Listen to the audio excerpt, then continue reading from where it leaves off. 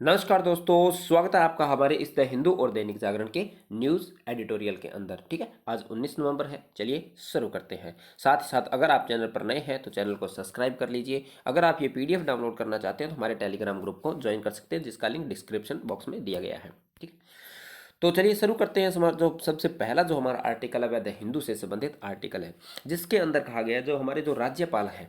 उनका जो हमारा जो संविधान है उसमें किस प्रकार के उनके पद की चर्चा की गई है, कहाँ कहाँ पर हमारे जो राज्यपाल है उनके पद का जिक्र है। साथ ही साथ इसके अंदर कहा गया जो डिबेट हुई थी हमारी संविधान सभा के अंदर पहले, तो उसके अंदर इस बात का जिक्र किया गया था क्या राज्यपाल का जो पद है वह ज़रूरी है, या राज्यपाल का जो पद है उसके लिए चुनाव कराना जरूरी है, या जिस प्रकार की प्रक्रिया वर्तमान में चल रही है वह सही है। ठीक है, इस बारे में इसमें जिक्र किया गया है।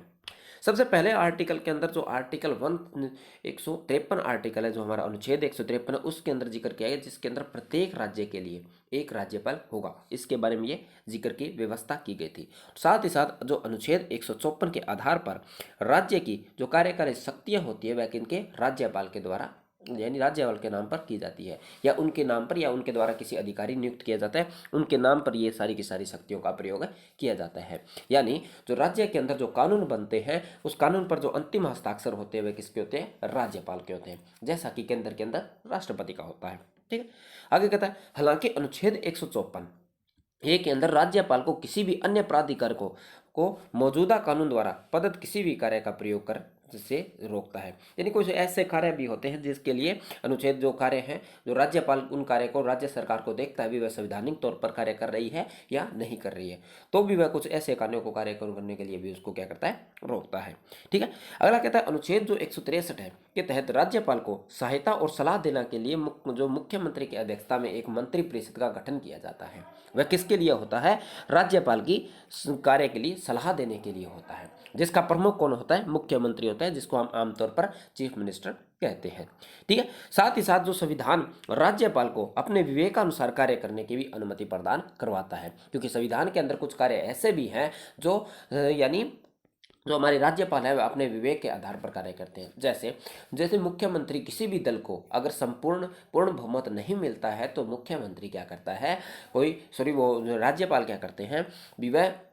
किसी भी व्यक्ति को मुख्यमंत्री नियुक्त करते हैं। ये बिल्कुल भी उसको 6 महीने के अंदर सब जो हमारी जो विधानसभा है उसके अंदर क्या करना पड़ता है, बहुमत दिखाना पड़ता है या बहुमत पेश करना पड़ता है। ठीक है, साथ ही साथ जो राज्यपाल होता है वे किसी भी विधेयक को अगर वह संवैधानिकता की चुनौती देने वाला है तो उसको राष्ट्रपति के लिए क्या करता है, सुरक्षित रखता है, राष्ट्रपति के पास भेजता है। साथ ही साथ कुछ समाधान की शक्तियां भी राज्यपाल के पास होती हैं। ठीक है, आगे इसके अंदर जिक्र किया गया भी सुप्रीम कोर्ट ने शमशेर सिंह बना पंजाब राज्य व अन्य मामले में 1974 की में इस मुद्दे पर फैसला दिया था, क्या दिया कि राज्यपाल राज्य सरकार के शासन की सुविधाजनक के लिए नियम बनाकर अपनी सभी शक्तियों और कार्यों का प्रयोग करता है। यानी जो राज्य सरकार का होता है उसका जो शासन है वह संपूर्ण यानी सुविधाजनक रूप से चले, इसलिए जो राज्यपाल होता है वह राज्य सरकार का कहीं ना कहीं कहता है यानी नियम बना सकता है। ठीक है, आगे इसके अंदर कहता है कि संविधान का जो अनुच्छेद 166 है के अनुसार इस बात पर जो गरमाया गया था कि राज्यपाल को भारत के राष्ट्रपति द्वारा नियुक्त किया जाना चाहिए या निर्वाचन होना चाहिए। यानी इस बात का विवाद पहले संविधान सभा में भी हुआ था और बाद में भी इस प्रश्न पर सवाल उठते रहे भी क्या जो राज्यपाल है उसकी नियुक्ति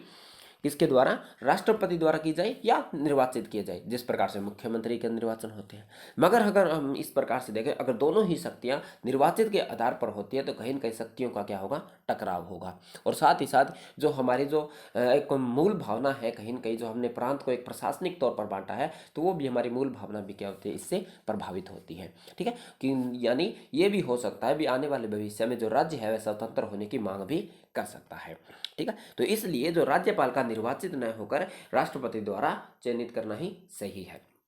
आगे कहता है जबकि इससे समांतर शासन व नेतृत्व पैदा के संविधान के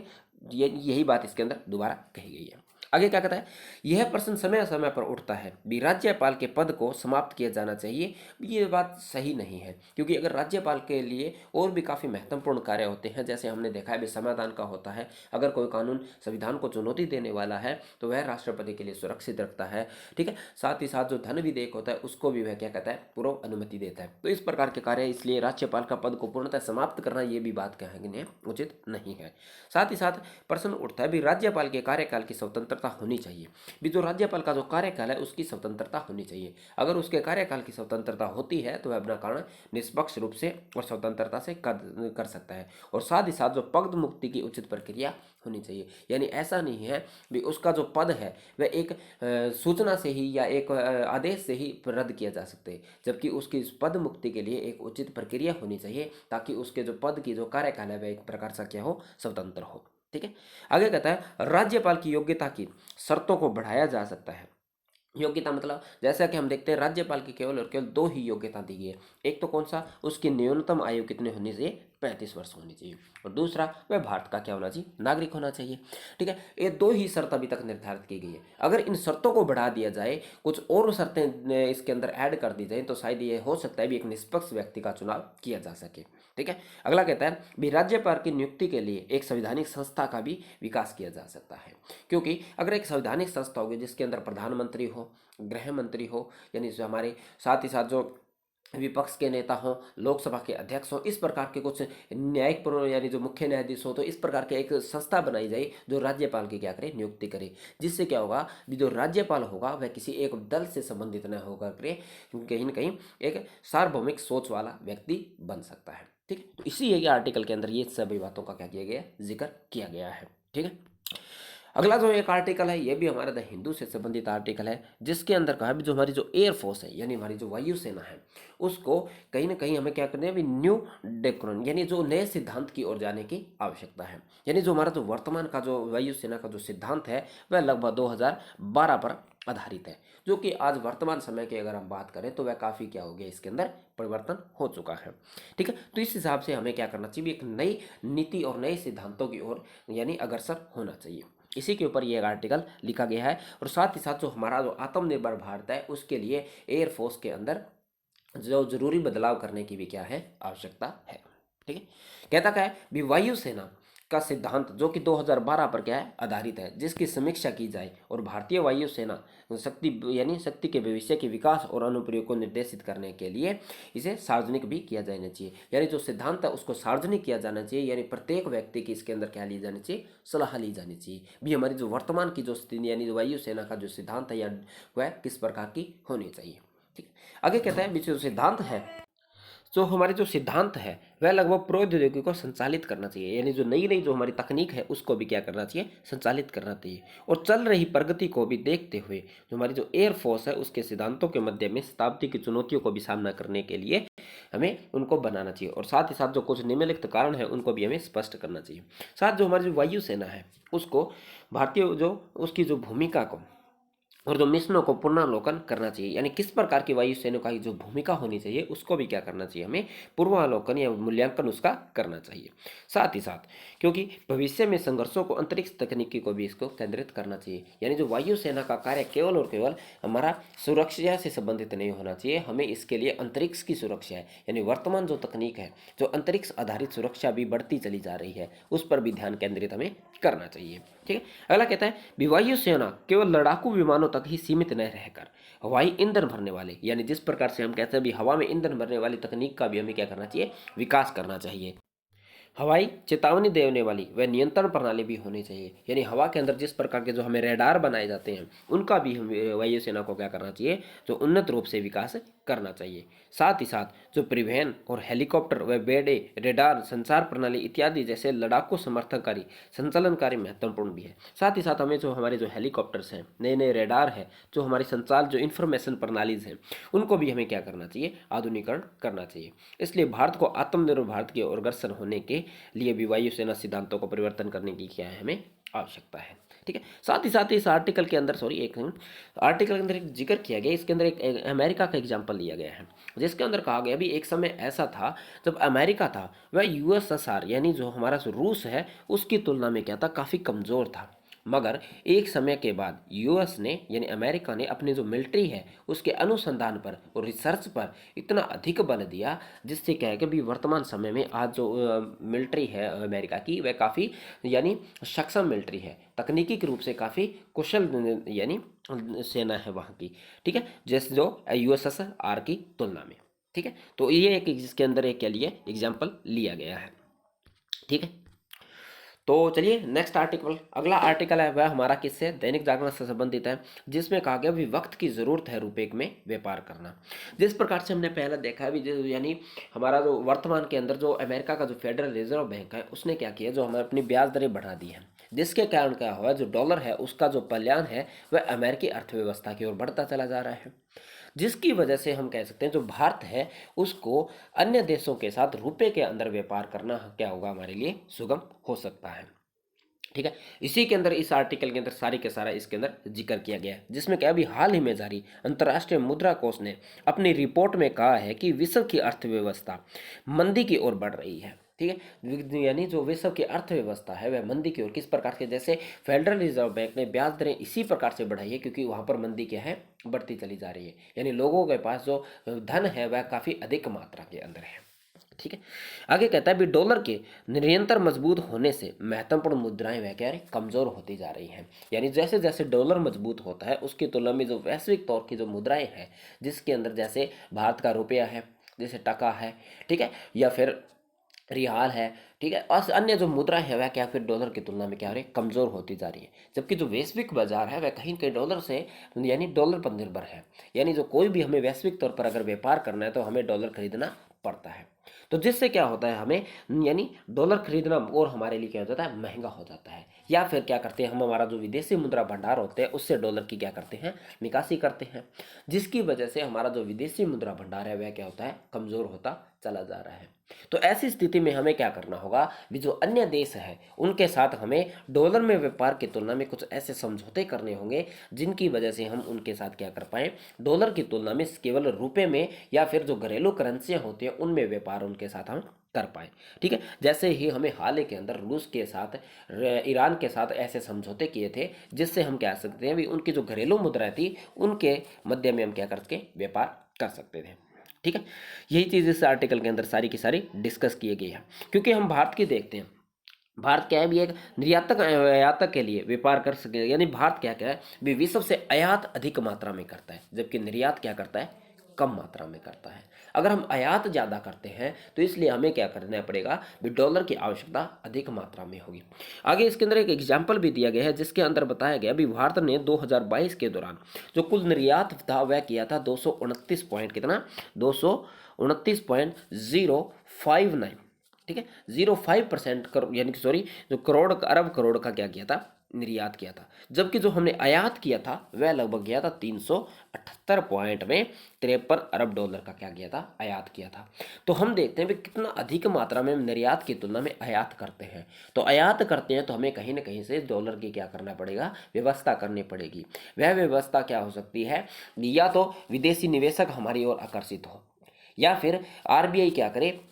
अपने जो विदेशी मुद्रा भंडार है उसमें से डॉलर की निकासी करें, या जो विदेश में काम करने वाले हमारे जो व्यक्ति हैं वह हमें डॉलर मात्रा में भेजें। मगर हमारी जो ज़रूरत है वह बहुत अधिक मात्रा में जो कि इस वन से पूरा नहीं हो पाती है, यानी वर्तमान यानी भविष्य के अंदर कुछ ऐसी स्थिति उत्पन्न हो सकती है जिससे कि डॉलर की हमारे पास जो मात्रा है वह बहुत कम मात्रा में हो सकती है। इसलिए हमें समय रहते हुए ऐसे कदम उठाने होंगे जिससे कि हम क्या करें भी, जो हमारी जो घरेलू करेंसियाँ होती हैं दो देशों के मध्य की, उनके अंदर व्यापार करना हमारे लिए सुगम हो सकता है, ठीक है।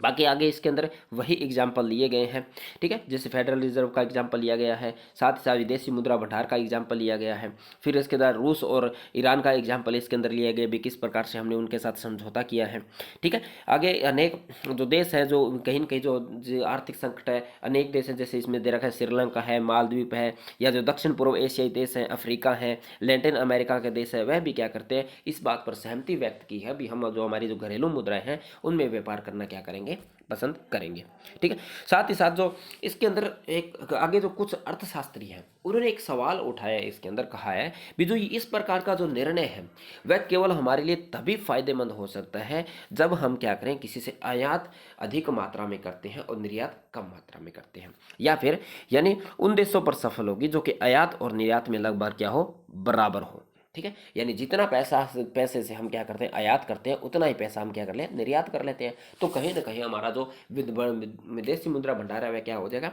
संतुलित हो जाएगा। मगर ऐसी जो कंट्री है जहाँ से हम क्या करते हैं, निर्यात अधिक मात्रा में करते हैं, आयात कम मात्रा में करते हैं, तो क्या करते हैं, उससे जो उस कंट्री का जो पैसा है हमारे पास अधिशेष मात्रा में रह जाता है, जो कि हमारे और किसी काम में नहीं आ सकता है, तो वह कहीं ना कहीं हमारे लिए क्या हो सकता है, नुकसानदेह हो सकता है। तो ऐसे भी हमें कुछ इस प्रकार की जो सिचुएशन है उसको भी हमें देखना होगा। साथ ही साथ हमें क्या करना होगा, जो कुछ अंतर्राष्ट्रीय स्तर की जो हमारी जो संस्थाएं हैं या जो ब्रिक्स जैसी संस्थाएं हैं, ठीक है, जो कुछ दक्षिण एशियाई देशों की जो संस्था है उनके अंदर एक आपसी समझौता करना होगा भी हमें देखिए यूरो जैसी एक सार्वजनिक करेंसी बनानी होगी जो कि इन देशों के अंदर संचालित हो। यानी अगर वह कोई देश अगर भारत जैसे बांग्लादेश के साथ व्यापार करता है, उसी करेंसी में भारत नेपाल के साथ, भूटान के साथ या चीन के साथ आदि के साथ भी क्या कर सकता है, व्यापार कर सकता है, जिससे एक हमें एक साझी करेंसी बनाने की ओर भी विचार करना चाहिए। ठीक है, यही बात सिर्फ इस आर्टिकल के अंदर सारे के सारे के अंदर जिक्र की गई है। ठीक है, ये एक आर्टिकल था जो काफ़ी महत्वपूर्ण था और एक अलग परिप्रेक्ष्य में इसमें कुछ बताया गया था। ठीक है, चलिए नेक्स्ट आर्टिकल पर। नेक्स्ट आर्टिकल है भी जो क्या कहता है भी प्रकाश प्रदूषण न हो कि अनदेखें। जैसे कि हम देखते हैं भी हमें हर एक अलग अलग प्रकार के जो प्रदूषण होते हैं उन पर विचार करते हैं, जब आज तक हमने जो प्रकाश प्रदूषण है उस पर किसी भी प्रकार की हम चर्चाएं इतनी अधिक मात्रा में देखने को नहीं मिलती है, जबकि जो प्रकाश प्रदूषण है उसके भी हमारे दूरगामी परिणाम देखने को मिलते हैं। इस आर्टिकल के अंदर बताया गया भी जो प्रकाश प्रदूषण है वह कि इंसानों को ही नहीं, ठीक है, वातावरण के अलावा इंसानों को, जीव जंतुओं को, पेड़ पौधों को भी क्या करते हैं, प्रभावित करते हैं। ठीक है, इसका एक यानी जो कृत्रिम प्रकाश है वह कहीं ना कहीं क्या करता है, एक प्रदूषण यानी जो ज़्यादातर जो कृत्रिम प्रकाश है वह कहीं ना कहीं क्या करता है, प्रदूषण का कारण बनता है, जिसके अंदर कहीं ना कहीं जो हमारी जो डायबिटीज़ है जैसी समस्या का में 25% की बढ़ोतरी की भी जिक्र किया गया है। यानी इसकी वजह से जो हमारा जो अधिक प्रकाश है जिसकी वजह से कितना 25% तक डायबिटीज़ की क्या हुई है, वृद्धि हुई है। साथ ही साथ हम देखते हैं जो हमारे जो जीव जंतु हैं वह क्या करते हैं, जो अपनी दिशा है रात के अंदर अपनी दिशा की जो गति है वह किसके, जो तारे हैं उनके माध्यम से अपनी यानी जो रास्ता है उनको तय करते हैं, जबकि जो कृत्रिम रोशनी होती है उसकी वजह से उनका जो रास्ता है वह भी क्या होता है, भ्रमित होता है। तो जीव जंतु भी इससे क्या होते हैं, प्रभावित होते हैं। साथ ही साथ इसके अंदर एक बात कही गई है भी जो मानव शरीर के अंदर एक यानी एक जो है जिसका नाम है मेलाटोनिन नामक का एक हार्मोन्स है जो केवल और केवल अंधेरे के अंदर ही जागृत होता है, जो कहीं ना कहीं क्या करता है, हमें जो हमारी जो रोग प्रतिरोधक क्षमता है या जो हमारा कैस्ट्रोल है उसको कम करने में सहायक करता है। मगर जो जिस प्रकार की हम वर्तमान में जो रोशनी है या हमारा जो कृत्रिम प्रकाश है उसकी वजह से वह हार्मोन का विकास नहीं हो पाता है और हमें कैस्ट्रोल जैसी समस्या का सामना भी करना पड़ता है। साथ ही साथ हम देखते हैं भी पर्यावरण के लिए जिस प्रकार से जो हम जो मोबाइल है, लैपटॉप्स है या अन्य गैजेट्स के अंदर जो एलईडी लाइट लगी होती है वह भी क्या करती है, हमें इस प्रकार से क्या करते हैं, प्रभावित करती है। ठीक है, और साथ ही साथ इसके अंदर बताया गया भी 2012 से 2016 के अंदर जो कृत्रिम प्रकाश है उसके अंदर कितनी 2.2% की क्या हुई है, वृद्धि हुई है, जो कहीं ना कहीं कह सकते हैं जो प्रकाश प्रदूषण का एक महत्वपूर्ण कारण भी हो सकता है। ठीक है, तो ये एक आर्टिकल था जो कहीं न कहीं जो प्रदूषण का एक जो नया आयाम हमें देखने को मिल सकता है भी, जहां हम जो वायु प्रदूषण, जल प्रदूषण या अन्य प्रदूषणों का जिक्र करते हैं उसी प्रकार से प्रकाश प्रदूषण की हमें और भी ध्यान केंद्रित करना चाहिए। ठीक है, अगला जो आर्टिकल है जो हमने हाल ही में देखा था, जो क्या हुआ अभी विश्व संकट के अंदर जो G20 के सम्मेलन के जो G20 का जो इंडोनेशिया के बाली के अंदर जो सम्मेलन हुआ था उसी के अंदर ये आर्टिकल लिखा गया है। ठीक है, जैसा कि हम जानते हैं भी जो G20 है उसका कोई भी निर्धारित मुख्यालय नहीं है। यह वैश्विक तौर पर जिस प्रकार के जो संकट होते हैं उन्हीं को आधार में रखते हुए एक संस्था बनाई गई थी जो वैश्विक संकट से हमें निजात दिला सके। साथ ही साथ हम देखते हैं भी जिस प्रकार से 2008 के अंदर मंदी आई थी उसी प्रकार की वर्तमान 2020 के अंदर भी ऐसी मंदी का हमें सामना करना पड़ रहा है, जो कि G20 सम्मेलन के अंदर यानी इसका जिक्र किया गया है। साथ ही साथ कहा गया भी जो विकसित देश है वह क्या कर रहे हैं, जो हमारे विकासशील देश हैं उनकी ओर भी ध्यान केंद्रित अपना कर रहे हैं, वह भी कुछ इस प्रकार के जो निर्णय दें ताकि जिससे हमें और अधिक यानी जो मंदी है उनके बारे में हमें निजात पाई जा सके। जिसके अंदर इसके अंदर एग्जाम्पल लिया गया है भी जो G20 सम्मेलन था उसमें भारत और दक्षिण अफ्रीका की ओर भी अपना ध्यान केंद्रित कर रहा है, जबकि जो पहले ऐसा नहीं होता था, भी जो विकसित देश होते थे वो विकासशील देशों की ओर इस प्रकार का रवैया नहीं रखते थे। इसका एक एग्जाम्पल लिया गया भी जो आने वाला 2023 है, कब 2023 के अंदर जो G20 सम्मेलन की जो मेजबानी है वह किसके द्वारा, भारत के द्वारा की जाएगी। फिर 2024 में ये किसके द्वारा की जाएगी, ये दक्षिण ब्राज़ील के द्वारा, और 2025 के अंदर दक्षिण अफ्रीका के द्वारा इसकी मेजबानी की जाएगी। तो ये भी कहीं न कहीं इसका जो महत्वपूर्ण उदाहरण है भी जो विकासशील देश है, जो विकसित देश हैं वो विकासशील देश की ओर अग्रसर हो रहे हैं। ठीक है, साथ ही साथ इसके अंदर कहा गया भी जो अमेरिका के जो राष्ट्रपति हैं जो बाइडेन जी, और जो चीन के जो राष्ट्रपति है शी जिनपिंग जी, तो उन्होंने क्या किया है भी एक प्रकार की जो सलाह की है भी जो जिस प्रकार से जो रूस का जो युद्ध चल रहा है उस पर उन्होंने टिप्पणी दी है भी जो परमाणु युद्ध है वह किसी भी देश के लिए क्या उन्हें लाभदायक नहीं हो सकता है, और जो कह सकते हैं भी जो परमाणु युद्ध है नहीं